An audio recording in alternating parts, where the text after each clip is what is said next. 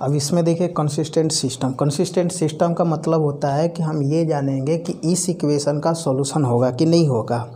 9th class में क्या सीखते थे स्टूडेंट, ये सीखते थे a1/a2 नॉट इक्वल b1/b2। तो ये सिर्फ 2 वेरिएबल के लिए ही लागू होगा, 3 वेरिएबल के लिए तो लागू होगा नहीं।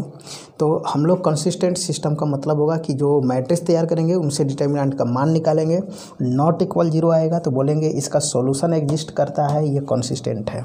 और जिसकी सॉल्यूशन एग्जिस्ट नहीं करेगा मीन्स डिटर्मिनेंट का मान 0 आ जाए तो बोलेंगे इनकंसिस्टेंट है। ठीक है, सबसे पहले हम लोग एक्सरसाइज में आते हैं। देखिए एक्सरसाइज में लिखा है कंसिस्टेंसी का मतलब होता है कि आपको ये बताना है कि कौन सा क्वेश्चन जो है हमारा कंसिस्टेंट है और कौन सा इनकंसिस्टेंट है, ये चीज़ें चेकआउट करनी है। ठीक, तो 1 to 6 तक क्वेश्चन है और सेम आपको प्रोसेस करनी है।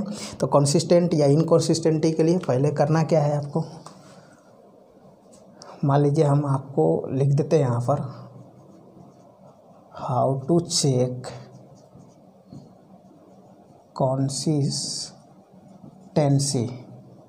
आप कंसिस्टेंसी कैसे चेक करेंगे, कंसिस्टेंसी कैसे बताएंगे इसका कि मैट्रिक्स लिखेंगे। यहाँ पर मैट्रिक्स से लिखे एक्स वाई, देखिए ये समीकरण नंबर 1 समीकरण नंबर 2। समीकरण 1 में एक्स वाई का गुणांक 1 2, 2 में देखिए 2 3। अब इसके डिटर्मिनेंट का मान निकाल दो, ये आ जाएगा 3 माइनस ये हो जाएगा 2 × 2 4 घटका -1 नॉट इक्वल 0 है। यदि 0 आ गया इक्वल 0 आ गया तो बोलेंगे इनकंसिस्टेंट, नॉट इक्वल 0 आ गया तो बोलेंगे कंसिस्टेंट। क्या बोलेंगे, कंसिस्टेंट। ठीक है, इस तरीके से आप चेकआउट करेंगे। अब हम लोग बात करते हैं इसी में 1-2 क्वेश्चन और लेते हैं कंसिस्टेंसी चेक करने के लिए। देखिए इसमें क्वेश्चन नंबर 4 की बात करते हैं। 4 आपके पास है x + y + z = 1, 2x + 3y + 2z = 2, ax ay 2az = 4, ये लिखा हुआ है। अब यहाँ पर हम लोग मैट्रिक्स से राइट करेंगे। देखिए ये equation number 1, equation number 2, equation number 3, ये 1 1 1 2 3 2 a 2 a, ये रहा। अब हम लोग यहाँ से क्या निकालेंगे, डिटर्मिनेंट की वैल्यू निकालेंगे। डिटर्मिनेंट निकालिए, ये देखिए 1 into first row first column छोड़कर देखिए 3 × 2 कीजिए 6a - 2a -1 इंटू, अब इसको ढक लीजिए 2 × 2 कीजिए 4a ये -2a। ठीक है, प्लस 1 इंटू ये लास्ट छोड़ दीजिए 2a - 3। अच्छा, जिनको डिटर्मिनेंट की वैल्यू निकालने में परेशानी होगी वो एक्सरसाइज 4.1 वाला लेक्चर मेरा देख ले, वहाँ पे आपको अच्छे से समझाया गया है। अब देखिए इसमें आ जाएगा आपका 4a, ये हो जाएगा -2a और ये हो जाएगा -a। 4a - 3a = a आ गया which is not equal 0। a आ गया, एक मीन्स कोई नंबर है, a यहाँ पर 0 नहीं है। ठीक है, ध्यान में रखिएगा, a आपका 0 नहीं है। तो नॉट इक्वल 0 मीन्स ये कैसा आंसर आ गया हमारा, कंसिस्टेंट। यानी जिसकी आप मैट्रिक्स तैयार करिएगा और जिसके डिटर्मिनेंट की वैल्यू नॉट इक्वल 0 आएगा तो बोलेंगे कंसिस्टेंट है, और इक्वल 0 आएगा तो बोलेंगे इनकंसिस्टेंट है। इनकंसिस्टेंट का मतलब होता है कि उसका सॉल्यूशन नहीं होगा, और कंसिस्टेंट का मतलब होता है उसका सॉल्यूशन होगा। ठीक है, यहाँ पर हम लोग ये बात करेंगे। और यही जब हम लोग हायर एजुकेशन में जो बात करते हैं तो वहाँ पे यूनिक सॉल्यूशन होगा, नो सॉल्यूशन होगा, इनफिनाइट सॉल्यूशन होगा, ट्रिवियल सॉल्यूशन होगा, नॉन ट्रिवियल सॉल्यूशन होगा, ये सारी बातें की जाती है। बट आपको अभी इंटरमीडिएट के हिसाब से आपको बस एक चीज़ बात करनी है कि सॉल्यूशन नो सॉल्यूशन। ठीक है, कि इसके पास सॉल्यूशन होगा या नहीं होगा। तो जब कंसिस्टेंट होगा तो सॉल्यूशन होगा, XYZ का मान निकलेगा, और इनकंसिस्टेंट का मतलब कि इसके पास XYZ का मान नहीं निकलेगा। ओके, अब बात करिए हैं यहाँ पर क्वेश्चन नंबर देखिए, एक और कंसिस्टेंट एक दो चेक करते हैं। आपको अच्छे से ये कंप्लीट कर लेना है पहले कंसिस्टेंट को। क्वेश्चन नंबर 5 ये देखिए, 5 लिख रखा है हमारे पास 3x - y - 2z बराबर 2, equation number 1। Next 2i - z, 2i - z बराबर -1, इक्वेशन नंबर 2। 3x - 5y = 3 ये रहा। अब यहाँ से हमें बात करनी है ये कंसिस्टेंट है या नहीं है। तो देखिए, सबसे पहले आप मैट्रिक्स लिखना सीखिए। एक्स वाई जेड के कोफिशिएंट देखिए, फर्स्ट इक्वेशन बताइए एक्स वाई का जेड का गुणांक 3, यहाँ पर कुछ नहीं -1 है, यहाँ पर -2 है, ये रहा। सेकंड में बताइए, देखिए एक्स नहीं है, जहाँ नहीं जो टर्म है वो समझ लीजिए 0 है, यानी एक्स का गुणांक कितनी है 0 है। +2 - 1, यहाँ देखिए ये कितना है 3 है, ये कितना है -5 है, और यहाँ जेड नहीं है। जेड नहीं है मीन्स आप 0 × z बराबर 3 ऐसा लिख सकते हैं। तो अब ये देखिए हमारे पास ये रहा 0। अब आपको इसके डिटर्मिनेंट की वैल्यू फाइंड कर देना है।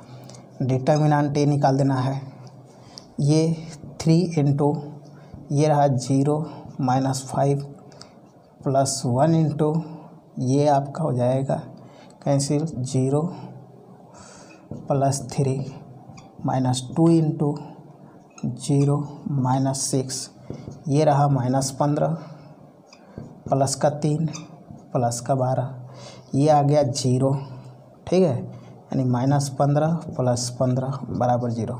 तो जब यहाँ पे डिटर्मिनेंट का मान क्या आ गया 0 आ गया, तो ये कौन सी कंसिस्टेंसी होगी इनकंसिस्टेंट। क्या कहा जाएगा इनकंसिस्टेंट कहा जाएगा, ठीक है। इस तरीके से आप सिस्टम क्लियर कर लेंगे, आपका ये वाला टॉपिक कंफर्म कर लेना है। अब चलिए हम एक सिखाते हैं आपको कि जब आपके पास यदि सिस्टम कंसिस्टेंट हो, सिस्टम क्या हो कंसिस्टेंट हो, तब हम लोग उसके मान कैसे निकालेंगे। देखिए जैसे क्वेश्चन नंबर 7 की बात करते हैं। दिया है कि 5x + 2i बराबर 4 है, 7x + 3y बराबर 5 है, 1 है, 2 है। अब बोल रहा है इसको सोल्व, इसको क्या बोला गया है सॉल्व बाय मैट्रिक्स मेथड। ध्यान से समझिए। अब ये नहीं कि आपको सॉल्व करने का मतलब जो आप लोअर क्लास में सॉल्व करते हैं जिस तरीके से वैसे करना है, नहीं, आप 19th क्लास से नहीं कर सकते, आप इसको मैट्रिक्स के थ्रू सॉल्व करना है। आपको ये लिखा गया, भले आपको यह सॉल्यूशन कितना हो लेंदी हो लंबा हो, बट आपको करना मैट्रिक्स से है। तो मैट्रिक्स से करने के लिए क्या करेंगे हम, पहले हम मैट्रिक्स से राइट करेंगे। इक्वेशन 1 में देखिए एक्स वाई का कोफिशिएंट 5 2 7 3 ये रहा आपका, और एक्स मैट्रिक्स लिख दीजिए X Y and matrix B write कर दीजिए 4 5, ठीक है, ए बी ये चीज़ें। अब देखिए आप यहाँ पर फार्मूला ध्यान दीजिए कि आपको करना क्या है, x बराबर a इनवर्स इंटू बी। तो सबसे पहले a इनवर्स निकालना है, तो a इनवर्स b निकालने के लिए हम डिटर्मिनेंट निकालेंगे। पहले ये चेकआउट करेंगे कंसिस्टेंट है या इनकंसिस्टेंट। कंसिस्टेंट होगा तो सॉल्यूशन होगा, इनकंसिस्टेंट होगा तो नो सॉल्यूशन होगा। देखिए यहाँ पर ये 5 × 3 कीजिए, ये देखिए इसका गुणा, ये 15 - 7 × 2 कीजिए 14 बराबर 1, नॉट इक्वल 0, यानी ये क्या है कंसिस्टेंट है। कंसिस्टेंट का मतलब सॉल्यूशन एग्जिस्ट है, means solution exist, solution exist है, एक्स वाई का मान निकलेगा। अब एक्स वाई का मान निकलेगा तो हम बात करते हैं सबसे पहले ए इनवर्स बराबर 1 by determinant A into adjoint matrix A. अब ए इनवर्स आप 3 × 3 ऑर्डर का भी आप निकाल सकते हैं, जो कि पीछे के लेक्चर में आपको बता दिया गया है कैसे निकालना है। 1/1 इंटू एडजॉइंट निकालिए, इसका ट्रिक से ही निकाल दीजिए। 3 5 -2 -7, ये आप इससे डिवाइड करिए, यही आ जाएगा। ठीक है, यानी ये आ जाएगा 3 -2 -7 5 आ गया। अब ए इन्वर्स आ गया। अब आपका है क्या, ए इन्वर्स इंटू बी है। Therefore A inverse into B RHS है। देखिए RHS पहले कंप्लीट कीजिए। ये आपका है 3 -2 -7 5 इंटू मैट्रिक्स बी कितना है, तो 4 5, ये आपके पास है। आप मल्टीप्लिकेशन कीजिए रो का कॉलम से। देखिए 3 का 4 में 12, इसका कीजिए -10, ये कीजिए तो आपके पास हो जाएगा -28 + 25, ये रहा 2 - 3, ये आ गया। अब आपके पास लिखा क्या गया है, ध्यान से समझिए। आपके पास जो लिखा गया है, since x = A inverse into B, देखिए यही लिखा हुआ है, x = A inverse into B. x कितना है आपका, वहाँ से देख लीजिए, कॉलम मैट्रिक्स है XY, और A इन्वर्स इंटू बी कितना आया है, 2 -3। कंपेयर लगा दीजिए, बस कंपेयर लगाइए। यहाँ पर x की वैल्यू देखिए कितना आएगा, x = 2, y कितना आएगा, तो y = -3। ये आपके पास आंसर हो गया, x y की वैल्यू निकल कर आ गया। आप सेटिस्फाइड भी करा सकते हैं कि ये आपका सही है या गलत। देखिए हम चेक कराते हैं, x की जगह 2 रखेंगे 10 हो जाएगा, यहाँ पर रखेंगे आप -3, तो ये आ गया 6, तो 10 में से 6 घट गया, 4 आ गया। इस तरीके से आपका वेरीफाई भी हो सकता है। तो ये आप 2x2 ऑर्डर पर हमने निकालना सिखा दिया आपको। अब इसी तरह से 3x3 ऑर्डर भी आप निकालिएगा। सबसे पहले क्या करिएगा, मैट्रिक्स A लिखिएगा, x लिखिएगा, यहाँ पर z तक आ जाएगा, यहाँ भी आ जाएगा। ठीक, और उसके बाद फिर क्या करना है, डिटर्मिनेंट का मान निकालना है। देख लेना है कि डिटर्मिनेंट का मान यदि नॉट इक्वल 0 आएगा तभी निकलेगा, यदि इक्वल 0 आ गया तो वहीं लिख देना है कि नो सॉल्यूशन, इसका सॉल्यूशन नहीं होगा। अब देखिए डिटर्मिनेंट का मान नॉट इक्वल 0 आ गया तो क्या निकालना पड़ेगा आपको, ए इन्वर्स निकालने के लिए आप पीछे एक्सरसाइज में अच्छे से सीख चुके हैं कि एडजॉइंट बटे में डिटर्मिनेंट। अब 3x3 ऑर्डर के लिए एडजॉइंट कैसे निकालते हैं, तो माइनर निकालते हैं, कोफैक्टर निकालते हैं, एडजॉइंट ये निकालते हैं। ठीक है, तो इस तरीके से आप ए इन्वर्स निकाल लेंगे 3x3 ऑर्डर। ए इन्वर्स निकालने के बाद क्या करेंगे, ए इन्वर्स इंटू बी करेंगे।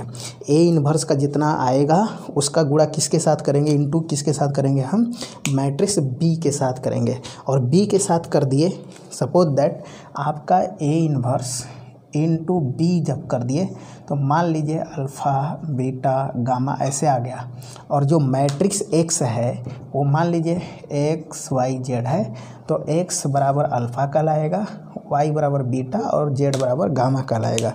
इस तरीके से आप निकाल सकते हैं। ठीक, तो आप समझ लीजिए कि आप 2x2 ऑर्डर तो मैंने बता दिया, आपको 3x3 ऑर्डर भी ट्राई कर लेनी है इसी तरीके से, और कंसिस्टेंटी चेक कर लेनी है। नेक्स्ट लेक्चर में इसके यदि कोई क्वेश्चन डाउट रह जाता है तो मैं उसको कमेंट के आधार पे क्लियर करूँगा। आप कमेंट ज़रूर देंगे इसका कि यानी कौन सा क्वेश्चन आपका फंसा नहीं फंसा। ठीक, दूसरी चीज़, जैसे यदि इसका फिनिश हो जाता है तो हम लोग फिर आगे सीखेंगे इसी को by Cramer rule, by Cramer's rule. Cramer's कोई पर्सन का ही नाम है, और उसने 2 वेरिएबल या 3 वेरिएबल इक्वेशन को बाई डिटर्मिनेंट कैसे किया था। हम लोग तो यहाँ पर मैट्रिक्स के इसको बोला जाएगा यूजिंग बाई मैट्रिक्स मेथड, और उसको बोला जाता है using by only determinant process. ठीक है, तो आप इसको कंप्लीट कर लीजिए। Okay, thank you.